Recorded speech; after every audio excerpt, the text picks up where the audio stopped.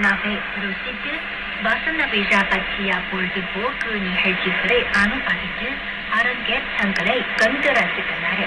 இது குறித்து பரபனூர் புதுப்பாளையம் SFM கூறுகையில், மகிழ்ச்சி அளிக்கக்கூடிய ஒரு கோலாகலமான நடவடிக்கை என்று பதிவு செய்திருந்தார். மீன்பிடிப்பு விழா சினாவின் நன்பூர் நகரில் நடைபெற்றது. உள்ளூர் குடிமக்களும் சுற்றுலா பயணிகளும் குளத்தில் மீன்களை பிடித்து மகிழ்ந்தனர்.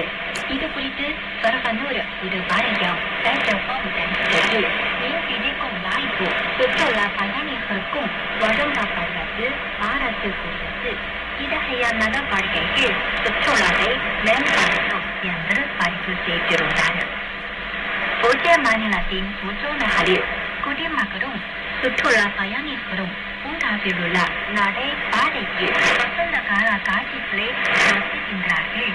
இது குறித்து பரபனூர் புதுப்பாளையம் SFM தெரிவிக்கையில், இயற்கை காட்சிகளை கண்டு ரசித்துக் கொண்டே நடைபயிற்சி மேற்கொள்வது ஒரு நேர அனுபவம் என்று பதிவு செய்திருந்தார்.